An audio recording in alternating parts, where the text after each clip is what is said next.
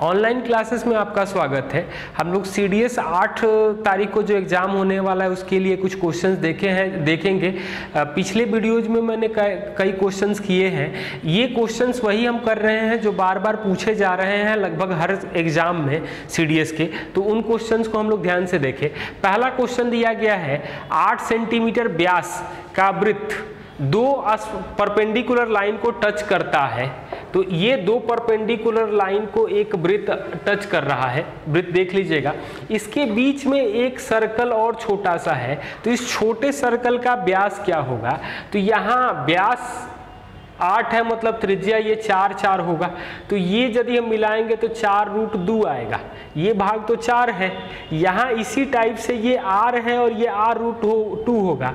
मतलब r + r√2 + 4 करेंगे तो 4√2 मिलेगा। तो r√2 + 1 = 4√2 - 1। तो r का वैल्यू आएगा 4√2 - 1 × √2 + 1। ये r का वैल्यू मिलेगा। d निकालना है तो हम 2 से गुणा कर देंगे, मतलब 8 √2 - 1/√2 + 1 रेशनलाइज करके हम लोग ऑप्शन देख सकते हैं।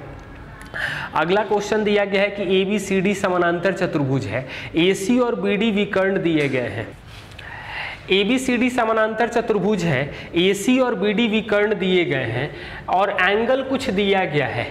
एंगल BAD 60 है, ABCD BAD ये 60 एंगल दिया गया है, मतलब ये 120 होगा। ABD 90 है, ABD ये 90 है, ये 90 है। ADB 90 है, तो ये 30 होगा, ये 90 होगा, तो ये 60 होगा समानांतर चतुर्भुज से। तो यहाँ से हम लोग ये 2a कर सकते हैं। 30 के सामने a, 60 के सामने √3a। तो BD का स्क्वायर करेंगे तो 3a² आ जाएगा।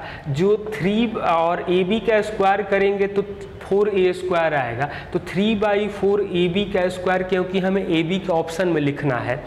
अगला क्वेश्चन है कि 3x 4√y और 5³ समकोण त्रिभुज की भुजाएं हैं, तो XYZ क्या होगा? तो 3 4 5 ट्रिपलेट होता है। तो 3 4 5 ट्रिपलेट होता है, मतलब XYZ का जो वैल्यू मिलना चाहिए वो 1 1 1 के रेशियो में मिलना चाहिए।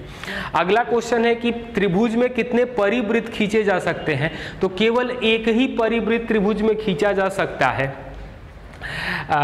इसको ऐसे भी सवाल कई बार पूछा गया है कि 3 असंरेख बिंदुओं से कितने त्रिभुज खींचे 3 असंरेख बिंदुओं से कितने वृत्त गुजर सकते हैं? तो 3 असंरेख बिंदु जब भी बात करेंगे तो हमें त्रिभुज ही मिलेगा और एक ही वृत्त गुजरेगा। अगला क्वेश्चन है 6 सेंटीमीटर त्रिज्या वाले चाप 30 डिग्री का कोण बनाता है, तो चाप की लंबाई क्या होगी? तो 30 डिग्री को हम लोग लिखेंगे π/6 = चाप की लंबाई नहीं मालूम है और θ = L/r। तो L का वैल्यू आ जाएगा π, यानी 3.14 कर सकते हैं। क्वेश्चन नंबर 6 दिया गया है 5 सेंटीमीटर लंबी सीढ़ी एक तरफ 4.8 मीटर तक जाती है और फिर दूसरी तरफ कर देते हैं तो 1.4 मीटर जाती है, तो कमरे की चौड़ाई क्या होगी? तो इस सवाल को हम लोग ये ऐसे देख सकते हैं कि ये 5 मीटर की सीढ़ी है और इस साइड 4.8 तक जाती है और इस साइड 1.4 तक जाती है। तो यहाँ 4.8 होगा और यहाँ 1.4 होगा, दोनों साइड 5, क्योंकि ट्रिपलेट में हम लोग 7 24 25 से देख सकते हैं। तो जो कमरे की चौड़ाई आ जाएगी वो 6.2 मीटर मिल जाएगी। अगला क्वेश्चन दिया गया है ABCD एक चतुर्भुज है जिसमें कुछ भुजाएं हमें दी गई हैं। AD DC CA और ABC 90 डिग्री का कोण बना रहा है। तो ABC ये 90 डिग्री का कोण बना रहा है, BC 12 है। इसके बाद हमें दिया गया है AD दिया गया है 20, DC दिया गया है 20, ये D है ये 20 है और ये AC भी 20 दिया गया है। तो ये समकोण है तो ये 16 आ जाएगा। ये 20 का समबाहु त्रिभुज आएगा, मतलब √3/4 × 20 का स्क्वायर चतुर्भुज का क्षेत्रफल पूछा गया है। और ये आएगा 1/2 12 × 16। तो ये त्रिभुज का क्षेत्रफल आ जाएगा 96 और इस त्रिभुज का क्षेत्रफल आ जाएगा 100√3, मतलब ये 173 और ये 96 जोड़ देंगे तो 269 का आपको ऑप्शन भी देख लीजिएगा, एक ही ऑप्शन में दिख रहा था। आगे क्वेश्चन हम लोग देखते हैं। यहाँ क्वेश्चन दिया गया है कि 3 वृत्त हैं जिनकी प्रत्येक की त्रिज्या 2 सेंटीमीटर है, तो छायांकित भाग का क्षेत्रफल क्या होगा। तो 2 2 2 सबकी त्रिज्या 2 है, यानी कि 4 भुजा का समबाहु त्रिभुज में से हम 3 सेक्टर घटा देंगे तो √3/4 × 4 का स्क्वायर समबाहु त्रिभुज का क्षेत्रफल, और 180 डिग्री तीनों कोण में त्रिभुज के तीनों कोण मिला के 180 होंगे, तो आधा सर्कल मिलेगा 1/2 पाई r स्क्वायर करें तो ये 4√3 - 2 पाई कर सकते हैं। आगे क्वेश्चन दिया गया है 6√3 ये भुजा है और ये भुजा 6 है, तो पूछा गया है कि ये एक साइड का छायांकित भाग का क्षेत्रफल क्या होगा। तो यहाँ यदि हम लोग मिला दें तो ये भी 6 होगा, ये 6√3 है, यानी कि डायमीटर आ जाएगा 12, मतलब रेडियस आ जाएगा 6। अब 6 6 तो यहाँ हम लोग कर सकते हैं कि ये एंगल जो आ जाएगा ये 6 है, 6√3 है, तो ये 30 डिग्री होगा, ये 60 होगा, ये भी 30 होगा, तो ये एंगल बनेगा 120। तो जो हमें रंगा हुआ भाग का क्षेत्रफल पूछा जा रहा है, तो इसको हम लोग ये बता सकते हैं कि 120 मतलब पूरे सर्कल का 1/3 है, 1/3 पाई 6 का स्क्वायर माइनस त्रिभुज का क्षेत्रफल घटा दें तो 1/2 6 × 6 साइन 120, 2 भुजाओं का गुणनफल साइन थीटा × 1/2 करेंगे तो त्रिभुज का क्षेत्रफल मिल जाएगा, यानी कि 12 पाई माइनस 1/2 36 गुणे साइन 120 का वैल्यू आ जाएगा √3/2, तो 4 से कटेगा मतलब कि 9, तो 12 पाई माइनस 9√3 कर लेंगे। अगला क्वेश्चन दिया गया है कि छायांकित भाग का क्षेत्रफल क्या होगा, तो ये भी 6 आएगा, ये 8 आएगा, यानी कि जो विकर्ण आएगा, जो व्यास का काम करेगा वो 10 है, तो हम लोग ये कह सकते हैं कि त्रिज्या 5 होगी, तो पाई 5 का स्क्वायर माइनस 6 × 8 ये हमें मिलेगा छायांकित भाग का क्षेत्रफल। तो 100 पाई जो होता है वो पाई का वैल्यू 3.14 होगा, तो 100 पाई होगा 314, तो 25 पाई जो आएगा 78.5 माइनस 48 यानी कि 30.5 आ जाएगा। अगला क्वेश्चन दिया गया है कि ये 95 डिग्री दिया गया है, ये 110 है, ये x पूछा गया है और ये दोनों लाइन पैरेलल है, मतलब ये एंगल आ जाएगा हमें 70, ये 95 है तो ये 95 आ जाएगा, मतलब ये एंगल 85 आएगा। तो 85 और 70 दो एंगल हमें दिए गए हैं, तो तीसरा एंगल क्या आ जाएगा, मतलब जोड़ेंगे तो 155 डिग्री आ जाएगा, तो x का वैल्यू जो आ जाएगा हमें 25 डिग्री मिलेगा। आगे क्वेश्चन देखते हैं। एक वृत्त है AB, इसके व्यास अर्धवृत्त है और इसका मध्य बिंदु F है। AB का वैल्यू दिया गया है 28 सेंटीमीटर, तो इस तीनों अर्धवृत्तों का टोटल एरिया क्या होगा। तो यहाँ पर 28 है, मतलब ये 14 14 होगा, तो ये कहा जा सकता है कि आप इसको अर्धवृत्त 14 का और 2 अर्धवृत्त मिलेंगे 7 त्रिज्या के, मध्य बिंदु है F। तो यहाँ पर त्रिज्या जो दिया गया है तो 2 अर्धवृत्त हो जाएंगे तो 1 वृत्त मिलेगा। एक वृत्त मतलब 7 त्रिज्या का एक वृत्त के लिए एरिया 154 आता है। 14 के लिए जो एरिया इसका आ जाएगा, तो 14 जब पूरा वृत्त होता है तो 154 गुणे 2 का स्क्वायर, अर्धवृत्त है तो मतलब इसका एरिया 308 आ जाएगा, तो दोनों को जोड़ देंगे तो 462 सेंटीमीटर स्क्वायर आ जाएगा। और इससे रिलेटेड बहुत सारे क्वेश्चंस पूछे जा रहे हैं जो डायरेक्ट ट्रिपलेट से हैं, जो मेंसुरेशन में आप लोग देख सकते हैं, और ट्रिपलेट का भी मेंसुरेशन में ध्यान रखिए, ज्योमेट्री में भी उससे क्वेश्चंस आ रहे हैं। तो इस आगे क्वेश्चन और देख रहे हैं इसको। 5 PM, 6 PM और 7 PM पर चलना प्रारंभ करती है 60, 80 और x की स्पीड से। तीनों एक ही स्थान पर एक साथ मिलती हैं, तो x की चाल क्या हो जाएगी। तो ये 5 और 6 मतलब बजे स्टार्ट कर रही हैं, चाल दिया गया है पहली की 60 मतलब 60 और 80, तो टाइम का रेशियो जो आएगा वो 4:3 आ जाएगा। तो टाइम का डिफरेंस भी 1 घंटा है, मतलब पहले वाली को 4 घंटा लगेगा, मतलब टोटल दूरी होगा 240 किलोमीटर और ये 9 PM पर पहुँचेंगी। दूसरी 6 बजे चल रही है तो 3 घंटे में 240 पहुँचेगी। तीसरी को 9 बजे पहुँचना है, 7 बजे चल रही है, यानी 2 घंटे में 240 जाना होगा, यानी x आ जाएगा 120 किलोमीटर पर आवर। अगला क्वेश्चन दिया गया है कि 4 साल पहले प्रिया की उम्र परफेक्ट क्यूब था और 4 साल बाद परफेक्ट स्क्वायर है। तो 12 जो है 4 साल पहले 8 था और 4 साल बाद 16, मतलब अभी प्रिया की उम्र 12 है।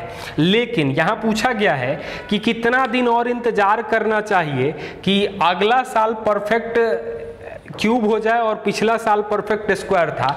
तो 27 अगले साल हो जाए और 25 पिछले साल रहे, यानी कि 26। तो कितना साल इंतजार करना होगा 26 के लिए? तो उसे 14 साल और इंतजार करना होगा। तो 27 परफेक्ट स्क्वायर है और 27 परफेक्ट क्यूब है और 25 परफेक्ट स्क्वायर है। तो ऐसा 26 के एक आगे और पीछे ऐसे ही नंबर हैं। आगे क्वेश्चन दिया गया है और अभाज्य संख्याओं से रिलेटेड क्वेश्चन आप लोग जरूर ध्यान से देखिएगा। एक क्वेश्चन और देख लीजिए। 17 का पावर 29 प्लस 19 का पावर 29 को हम लोग 18 से भाग देंगे तो क्या शेष मिलेगा? तो जब भी पावर ऑड दिया जाए, तो पावर जब ऑड दिया जाए तो हम लोग 1 मानेंगे और पावर इवन दिया जाए तो 2 मानेंगे। तो 17 प्लस 19 यानी कि ये आ जाएगा 36 में 18 से भाग देंगे तो शेष हमें आ जाएगा 0। एक सवाल और देख रहे हैं इस पे। 127 का पावर 97 प्लस 97 का पावर 97 में हम लोग 32 से भाग देंगे तो क्या शेष मिलेगा? तो यहाँ पावर ऑड है और पावर बराबर है तो 1 मान लेंगे। तो ये आ जाएगा 127 का पावर 1 और 97 का पावर 1, यानी कि 224 32 से पूरा कट जाएगा, यानी कि शेष जो आ जाएगा वो 0 आ जाएगा। अगला सवाल दिया है, एक छात्रावास के कमरे में की संख्या में 20% वृद्धि होती है और किराए में भी 20% वृद्धि होती है, तो कुल कैश काउंटर में क्या बदलाव होगा? तो 20 प्लस 20 प्लस 20 गुणे 20 बटा में 100%, ये आप लोग कैलकुलेट कर लीजिए, 44% हमें मिलेगा।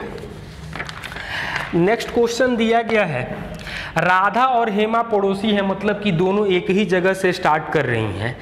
राधा 8 की स्पीड से और हेमा 10 की स्पीड से जाती है, तो एक दूसरे से 9 मिनट कम लेती है। तो जब भी दूरी की बात की जाती है तो चालों का गुणनफल, चालों का अंतर, समय का अंतर घंटे में, तो ये 72 और 12 से भाग देंगे यानी कि 6 किलोमीटर आ जाएगा।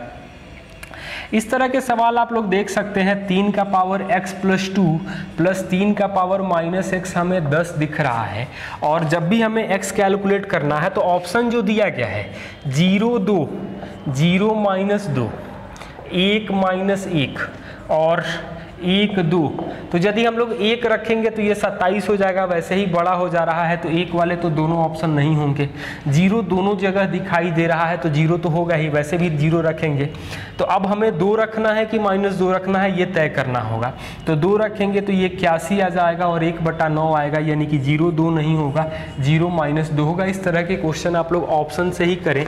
जैसे एक सवाल और पूछा गया है, 5 का पावर x प्लस 1 माइनस 5 का पावर x माइनस 1 हमें दिया गया था 600 और 10 का पावर 2x क्या होगा? तो ऐसे ही हम देखें कि 600 से बड़ा जो 5 का पावर आए तो ये 625 आए, मतलब 625 सबसे पहले तो बड़ा यही आएगा। तो इसको 4 करें तो x प्लस 1 4 आ जाएगा, मतलब x का मान 3 कर ले तो ये 625 माइनस ये 25 आ जाएगा जो सेटिस्फाइड कर रहा है, तो x का मान 3 आ जाएगा। तो 10 का पावर 6, मतलब 1 के बाद 6 0 हम लोग लिख सकते थे। ऐसे हम लोग कर सकते हैं। आगे सवाल देखते हैं।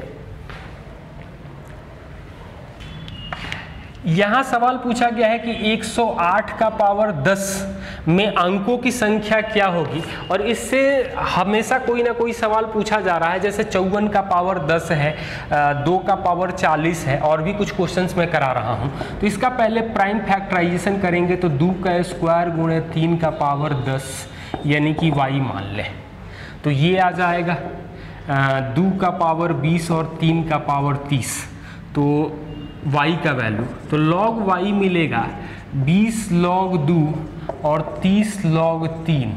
तो 20 से गुणा करेंगे और log 2 का मान दिया गया है 20 गुणे 0.301 और 30 गुणे 0.477, मतलब 6.02 और 14.31, मतलब 20.33 आ जाएगा। मतलब टोटल जो 108 का पावर 10 में अंक होंगे वो 21 अंक होंगे।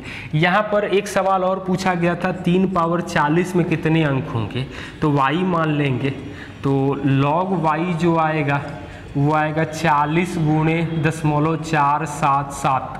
अब गुणा करके log 3 का मान है और गुणा करेंगे तो ये आएगा 19.08 आएगा। तो ये 19 आ रहा है, यानी कि इसमें टोटल अंक जो आएंगे वो 20 आएंगे। इस तरह से हर बार कोई ना कोई सवाल पूछा जा रहा है, इसको आप लोग ध्यान से देखिए। 3 अभाज्य संख्याओं का योगफल 100 है और एक दूसरे से 36 अधिक है, तो इनमें से एक संख्या क्या होगी। तो अभाज्य संख्याएं 2 के अलावा सभी अभाज्य संख्याएं जो हैं वो विषम होती हैं। तो सम तीन विषम संख्याओं का सम योग जो है वो 100 नहीं हो सकता है, तो एक को 2 होना पड़ेगा। तो बाकी a प्लस बी हमें 98 मिलना होगा और a माइनस बी को हमें 36 चाहिए। तो a का वैल्यू 67 कर लेंगे और b 31। तो जो भी ऑप्शन दिया गया है उसको हम लोग देख सकते हैं। ये सवाल भी बार बार पूछा जा रहा है 1/a plus 1/b plus 1/c plus 1/2 हमें मिल रहा है 16/23। और यहाँ ए बी सी का माध्य पूछा गया है, कहीं कहीं ए बी इंटू सी पूछा गया। इस तरह से नंबर चेंज करके लगभग हर साल एक सवाल पूछे जा रहे हैं। तो 16/23 को 23/16 मतलब 1 प्लस 7/16 लिख सकते हैं, जिसको लिखा जा सकता है 1 प्लस 1/16/7 यानी 2 प्लस 2/7 यानी 1/1 प्लस 1/2 प्लस 1/3 प्लस 1/2। अब कंपेयर करेंगे तो a का मान 1 आएगा, b का मान 2 आएगा और c का मान हमें 3 आएगा। यहाँ माध्य पूछा गया है तो a plus B plus c by 3 करेंगे तो 6/3 यानी 2 आएगा। यदि गुणा कर मतलब a b c का मान हम लोग निकाल ले रहे हैं तो जो भी हमसे पूछा जाए वो हम लोग कैलकुलेट कर सकते हैं। आगे सवाल दिया गया है, ये एक फॉर्मूले पे बार बार सवाल आ रहा है x बराबर 4ab upon a plus B और x plus 2a upon x minus 2a, x plus 2b upon x minus 2b, इसका वैल्यू जो होता है वो 2 होता है। तो ये सवाल आप लोग जैसे देख सकते हैं कि x बराबर 4√6 अपॉन √2 प्लस √3 है। तो x plus 2√2 x minus 2√2 plus x plus 2√3 x minus 2√3, इसका वैल्यू 2 होगा। तो ये रिजल्ट पे हर बार लगभग एक सवाल पूछा जा रहा है। अभाज्य संख्याओं के संदर्भ में 2 अभाज्य संख्याओं का HCF 1 होता है, लेकिन को प्राइम के केस में एक अभाज्य है और एक भाज्य संख्या है तो भी HCF 1 हो सकता है। 2 भाज्य संख्याएं हैं तो उनका भी HCF 1 हो सकता है। जैसे 18 और 25 के बारे में हम लोग देखें, दोनों भाज्य संख्याएं हैं लेकिन HCF 1 होगा, मतलब रिलेटिव प्राइम या को प्राइम के बारे में हम लोग कह सकते हैं। ये इस तरह के सवाल दिया गया है 3 का पावर n बड़ा है n क्यूब से, तो ये कब होगा। तो ऑप्शन से देखेंगे, 1 के लिए भी ये सही है, 2 रखेंगे तो ये 9 आएगा, ये 8 आएगा, 3 रखेंगे तो दोनों बराबर हो जाएगा, 4 रखेंगे तो ये 81, ये 64। तो n का मान सब कुछ हो सकता है लेकिन n का मान 3 नहीं होना चाहिए। आप लोग ऑप्शन भी देख सकते हैं। ये क्वेश्चन पूछा गया है a अपॉन बी प्लस सी बराबर बी अपॉन सी प्लस ए बराबर सी अपॉन ए प्लस बी, इसका वैल्यू क्या होगा? तो पहला केस तो ये है कि सारे अंश और सारे हर को जोड़ेंगे तो ये ए प्लस बी प्लस सी आएगा और हर में आएगा 2a plus 2b plus 2c। लेकिन ऐसा हो जाए a plus B plus C 0 हो तो a is equal to minus of B plus C, यानी a upon B plus C करेंगे तो -1 आएगा। इसी तरीके से बारी बारी देख सकते हैं, तो इसका वैल्यू 1/2 आ जाएगा या -1 आ जाएगा। आगे सवाल हम लोग देखें, 3 का पावर 521 को 8 से भाग देंगे तो हमें क्या शेष मिलेगा?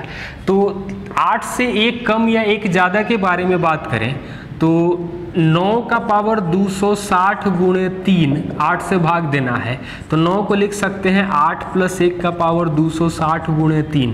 8 से भाग देना है तो 8 को छोड़ दें, 1 का पावर 260 यानी कि 1 गुणे 3 करेंगे तो हमें 3 आ जाएगा।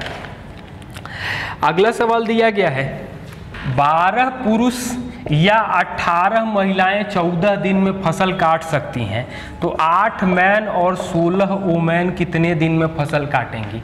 तो इन दोनों का एलसीएम तो 36 आ जाएगा, तो इफिशियंसी 3×2 आ जाएगा।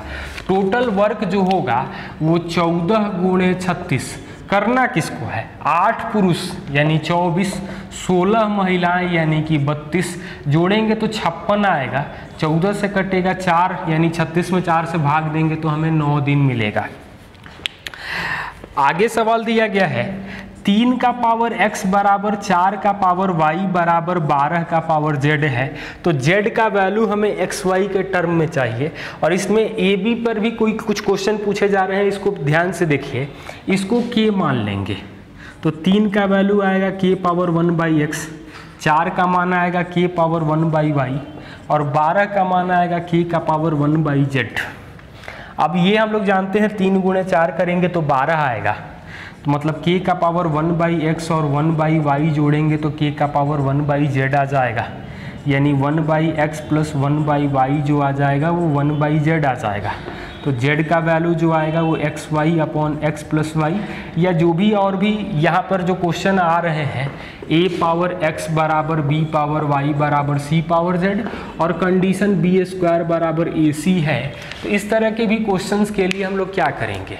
तो यहाँ पर हम लोग k मान लेंगे, तो a को लिखेंगे k पावर 1/x, b को लिखेंगे k पावर 1/y और c को लिखेंगे k पावर 1/z।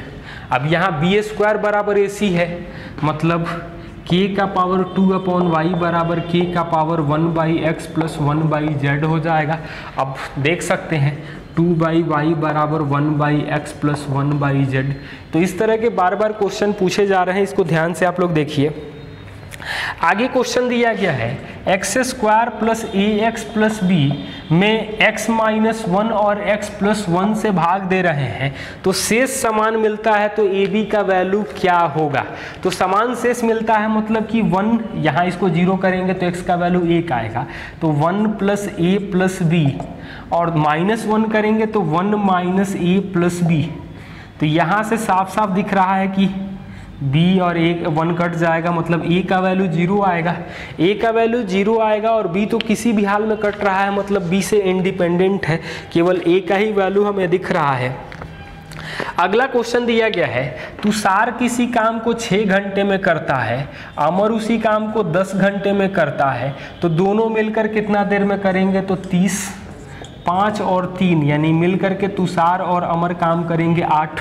तो 30 में हम 8 से भाग देंगे यानी 15/4, तो 3/3/4 घंटे यानी 3 घंटा 45 मिनट। अगला क्वेश्चन दिया गया है कि एक परीक्षा में 52% अंग्रेजी में फेल हो रहे हैं, 52% अंग्रेजी में फेल हो रहे हैं, 42% मैथ में और 17% दोनों में फेल हो रहे हैं, तो कितने प्रतिशत पास हुए? मतलब कि 52 प्लस 42, 17 दोनों में फेल हैं तो इनको घटा देंगे, मतलब 77% फेल हो जाएंगे और 100 में से घटा देंगे मतलब 23% हमें पास मिलेगा। तो सेट थ्योरी के वेन डायग्राम से इस तरह के सवाल हम लोग कर सकते हैं। ये सवाल तो बार बार पूछा जा रहा है, x माइनस वाई का cube plus Y minus Z का क्यूब, जेड माइनस एक्स का क्यूब अपॉन यहाँ 3 x माइनस वाई दिया है, y माइनस जेड दिया है और z माइनस एक्स है। किसी साल 9 करके भी पूछा है, कई बार नंबर हटा भी दिया गया है। और ऑप्शन जो भी दिया जाए, सबसे बेहतर तरीका है कि x का वैल्यू 1, y का वैल्यू 2 और z का वैल्यू 3 पुट कर लेंगे। आप लोग ज़्यादा आसानी से इसका आंसर निकाल लीजिएगा। ये करेंगे तो -1 का क्यूब आ जाएगा, -1 प्लस 8 यानी कि 2 का क्यूब, और 3 गुणे -1 गुणे -1 और 2 मतलब 6/6 करेंगे तो 1 आ जाएगा। तो नंबर ही पुट करके कर सकते हैं, ज़्यादा बेहतर होगा। अगला सवाल दिया गया है कि x² minus 15x plus r बराबर 0 के मूल p और q है और p माइनस q का वैल्यू 1 दिया गया है, तो r का मान क्या होगा? तो p प्लस q तो यहाँ 15 मिलेगा और pq का वैल्यू हमें r मिलेगा, मूलों का योग और मूलों का गुणनफल। तो यहाँ से इन दोनों इक्वेशन से देखेंगे तो p का वैल्यू 8 मिलेगा, q का वैल्यू 7 मिलेगा, यानी r का वैल्यू तो 56 मिलेगा। इससे लगभग हर बार क्वेश्चंस आ रहे हैं। और एक क्वेश्चन आगे ये है, x² माइनस 7x प्लस 12 0 से बड़ा है तो क्या इंटरवल होगा? तो यहाँ पर हम लोग x का रूट सॉल्व करें और नंबर लाइन पर इसको रिप्रेजेंट करें। तो यदि हम लोग सबसे आसान नंबर 0 पुट करेंगे तो 0 तो यहाँ पे है, 0 रख रहे हैं तो पॉजिटिव आएगा, 4 से बड़ा रखेंगे तो भी पॉजिटिव आएगा और यहाँ पर ये निगेटिव आएगा। इस तरह से हम लोग देखना ज़्यादा आसान होगा और तब हम लोग बता सकते हैं। तो इस तरह से भी कई सवाल पूछे जा रहे हैं। 5 का पावर 2n माइनस 2 का पावर 3n हमेशा विभाज्य होगा या किसका गुणनखंड है? तो इस तरह के सवाल में n का वैल्यू 1 रख दें तो ये आ जाएगा 25 माइनस 8 यानी कि हमेशा 17 से विभाज्य होगा। आगे सवाल दिया गया है, ट्रिगोनोमेट्री के सवाल में भी जब आप लोग ऑप्शन दिया जाए तो तुरंत आप लोग कोशिश कीजिए कि वैल्यू पुट करके ही करें, ज़्यादा आसान रहेगा। ये सवाल आप लोगों से बार बार पूछा जा रहा है, tan 1 डिग्री, tan 2 डिग्री, इस तरह से tan 89 डिग्री तक का वैल्यू क्या होगा? तो इस सवाल से करने से पहले हम लोग ये देखेंगे कि tan 9, tan 27, tan 45, tan 63 और tan 81 का वैल्यू क्या होगा? तो इसको हम लोग लिख सकते हैं cot 27 और ये cot 9 लिखेंगे, 90 माइनस थीटा कर रहे हैं, tan और cot गुणा करेंगे 1 45 1 होगा। इसी टाइप से यहाँ पर जो है तो 1 से लेके 44 तक को ऐसे रहने दें, 44 के बाद 45 का वैल्यू 1 होता है, बाकी सब को चेंज कर देंगे तो ये वैल्यू 1 आ जाएगा। और ये 2020 में यही सवाल थोड़ा सा अलग ढंग से पूछा गया था। 2020 में यही सवाल ऐसे पूछा गया था कि अल्फा बराबर 1 से लेके 99 तक cot n अल्फा थीटा और 100 थीटा का वैल्यू दिया गया था हमें 90। तो ये लिख सकते थे cot theta, cot 2 theta, cot 3 theta, इस तरह से cot 99 थीटा। तो बाकी को चेंज कर देते क्योंकि cot 50 थीटा जो आता वो cot 45 होता और बाकी सबका वैल्यू 1 1 होता जाएगा, थीटा और 99, क्योंकि tan अल्फा और tan बीटा 1 होगा। cot में भी यही केस होगा, जब अल्फा प्लस बीटा हमें 90 डिग्री मिलेगा। cot में भी सेम कंडीशन हम लोग देख सकते हैं। और इस तरह के सवाल आपसे पूछे जाएं, 3 tan थीटा बराबर cot थीटा और थीटा का वैल्यू क्या है? तो आप लोग वैल्यू पुट करके देख लीजिए क्या सेटिस्फाइड कर रहा है। मतलब थीटा का मान 30 डिग्री मतलब देख लीजिए, और ऑप्शन भी दिया जाता है। ये भी बार बार सवाल पूछा जाता है। इससे रिजल्ट एक मैं बता दे रहा हूँ कि साइन थीटा और कॉस थीटा का मान -1 से +1 के बीच होता है। टैन थीटा का मान कुछ भी हो सकता है। सेक थीटा और कोसेक थीटा का मान कुछ भी हो सकता है, लेकिन -1 से +1 के बीच नहीं होता है। तो इससे रिलेटेड भी एक सवाल अक्सर पूछा जा रहा है। यहाँ पर एक सवाल और है, एवरेज का है। 50 क्रमागत संख्याओं का एवरेज x है, अगले 4 को शामिल कर लिया जाए तो एवरेज पर क्या इफेक्ट पड़ेगा? तो हम लोग ऐसे मान लें कि पहले 1 से 50 तक का एवरेज क्या आ जाएगा? तो ये आ जाएगा 50 + 1/2 यानी कि 25.5। तो इसको हमें x मान रहा है। अगले 4 को शामिल कर लें तो मतलब 1 से लेकर के 54 तक का एवरेज क्या होगा, तो 1 + 54/2 यानी कि 27.5। तो क्या बढ़ रहा है, तो अगले 4 को शामिल कर रहे हैं तो एवरेज 2 बढ़ रहा है। तो इसको हम लोग थॉट बेस्ड क्वेश्चन कह सकते हैं। जैसे एक सवाल और मुझे याद आ रहा है, करा दे रहा हूँ कि 20 अंकों की कितनी संख्याएं होंगी, नंबर ऑफ।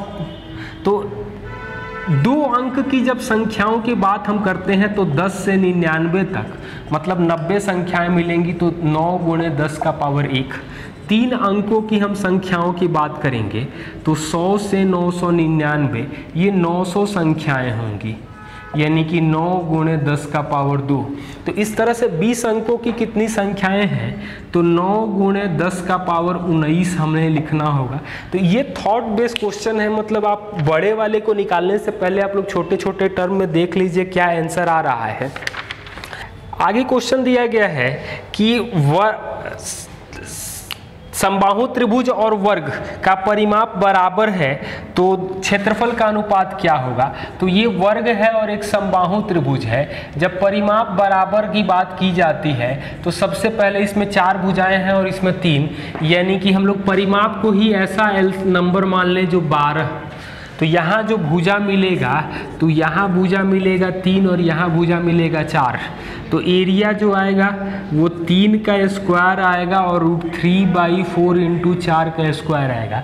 इस तरह के क्वेश्चन में वर्ग और समषष्टभुज के बारे में भी बात कर रहा है, वर्ग और समषष्टभुज के बारे में। तो यहाँ 4 भुजाएं हैं, यहाँ 6 भुजाएं हैं, तो एलसीएम 12 मान लें, ऐसा कर सकते हैं। तो ये 3 आ जाएगा, मतलब 3 का स्क्वायर, और यहाँ भुजा 2 आएगा तो 3√3/2 का 2 × 2 का स्क्वायर। तो इस तरह से हम लोग निकाल सकते हैं। एक सवाल ये भी देख सकते हैं कि वृत्त और वर्ग दोनों के परिमाप बराबर हो, पेरीमीटर इक्वल है, तो दोनों को हम लोग 44 मान लें। तो वृत्त का तो त्रिज्या 7 आ जाएगा और वर्ग की भुजा जो आ जाएगी वो 11 आ जाएगी। तो इसका एरिया आ जाएगा 154 और इसका एरिया आ जाएगा 121, मतलब 14:11। तो ऐसे भी सवाल हम लोग देख सकते हैं। एक क्वेश्चन और दिया गया है कि ए भुजा वाले वर्ग को कोने काटकर समअष्टभुज बनाते हैं। तो ए भुजा वाले वर्ग को कोने काटेंगे तो ये समअष्टभुज बनेगा, तो इसकी भुजा क्या होगी। तो ए भुजा का वर्ग है, मतलब हम लोग x काटेंगे तो ये अष्टभुज का एक्सटर्नल एंगल 45 होगा, मतलब ये x√2 आ जाएगा, ये भी x√2 होना चाहिए, ये x है, ये x है। तो इस तरह से हम लोग देखेंगे तो 2x + 2√2x का वैल्यू a है। हमें चाहिए समअष्टभुज की भुजा यानी कि √2x चाहिए, तो √2x के लिए होगा √2 + 1 = a, यानी कि √2x समअष्टभुज की भुजा होगा a/√2 + 1 या a√2 - 1। ये काम हम लोग समबाहु त्रिभुज में भुजा काट करके हम लोग समषष्टभुज बना सकते हैं। तो यहाँ तो एक्सटर्नल एंगल 60 मिलेगा, मतलब ये ए होगा, तो ये भी ये ए होगा, तो ये भी ए होगा। यहाँ पर एरिया भी पूछा जाता है, मतलब समबाहु त्रिभुज की भुजा जो आएगी, समबाहु की भुजा आ जाएगी, इक्विलैटरल ट्रायंगल का जो साइड आएगा वो 3a आएगा, और समषष्टभुज की भुजा जो आ जाएगी, समषष्टभुज की भुजा जो आ जाएगी वो a आ जाएगी। तो हम लोग एरिया का रेशियो भी यहाँ से काट करके पूछा जाए तो बता सकते हैं, या कई बार ये सवाल पूछा गया है कि कितना % एरिया बचेगा। तो इस तरह के रेशियो निकालने के बाद हम लोग क्वेश्चंस देख सकते हैं। आगे दिया गया है 2 वृत्त हैं, पहले की परिधि छोटे वाले की 44 है और बड़े वृत्त की परिधि छोटे की दुगनी है, तो दोनों के बीच का क्षेत्रफल क्या होगा। तो छोटे वाले वृत्त की परिधि 44 है, बड़े वाले की दुगनी है, मतलब यहाँ त्रिज्या 7 है और बड़े वाले की त्रिज्या 7 का दुगना यानी 14। इसका एरिया तो 154 आएगा, आप लोग मेंसुरेशन के वीडियो में देख लीजिए। और यहाँ एरिया आ जाएगा 154 × 2 का स्क्वायर, मतलब 4। तो जो बीच का एरिया मिलेगा 154 × 3 यानी 462 सेंटीमीटर स्क्वायर मिलेगा। आगे सवाल दिया गया है, एक त्रिभुज के कोण 1:1:4 में दिए गए हैं। तो 1:1:1:4 में है, मतलब 30, 30 और 120 मिल जाएगा। तो पूछा गया है कि त्रिभुज का परिमाप बड़ी भुजा का कितना गुना है। तो ये हम लोग यहाँ परपेंडिकुलर ड्रॉ करेंगे, तो ऑब्वियस ही बात है कि दोनों बराबर होंगे, मतलब ये 1 होगा तो ये 60 के कारण √3 तो ये 2x, ये √3x और ये 2x होगा। तो यहाँ आप लोग ध्यान से देखिए कि भुजाएं आएंगी 2x और 2√3x। अब पेरीमीटर और बड़ी भुजा का रेशियो भी आप लोग निकाल सकते हैं। आगे सवाल हम लोग देख रहे हैं, समकोण त्रिभुज का परिमाप छोटी भुजा का k गुना है और एक भुजा कर्ण का अनुपात 4-5 है। तो 4-5 का अनुपात है, मतलब कि 3 4 5 6 ट्रिपलेट में आता है। तो 5 4 9 3 12 का 3 से भाग देंगे तो k का वैल्यू जो मिलेगा हमें वो 4 मिलेगा। ये सवाल दिया गया है कि a√b + b√a हमें 31 दिया गया है और a√a + b√b हमें दिया गया है 32 और पूछा गया है 5 टाइम्स a + b/7 का वैल्यू क्या होगा। तो यहाँ इसको हम लोग तो √ab कॉमन कर लें तो a + b √a + √b बचेगा। ये आएगा a का पावर 3/2 b का पावर 3/2 दिख रहा है 32। यहाँ √a + √b का होल क्यूब करेंगे तो a power 1/3 b power 1/3 a power 3/2 b power 3/2 यानी 32। 3 √a √b √a + b यानी कि ये तो वैल्यू आ जाएगा 3 × 31 मतलब 125 आ जाएगा। तो √a + √b जो आ जाएगा हमें 5 मिलेगा, ये 31 है।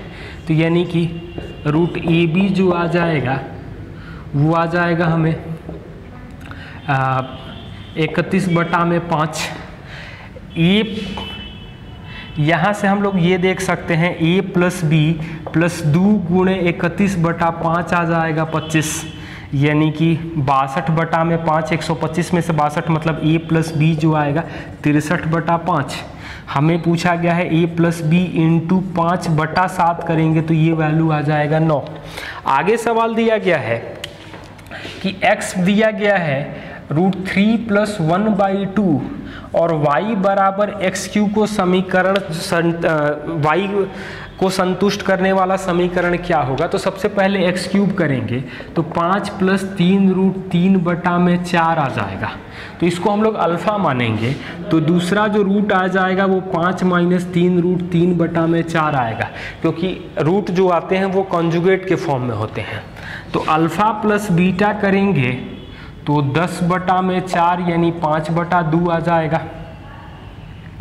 और अल्फा × बीटा करेंगे तो 25 - 27 यानी -2/16 आ जाएगा। तो इक्वेशन आएगा y² - 5/2y - 2/16 बराबर 0 है। तो कुछ जो कट रहा है तो 8y² ये 4 से गुणा हो जाएगा तो 20y - 1 बराबर 0 आ जाएगा। कैलकुलेशन आप लोग ध्यान से देख लीजिए।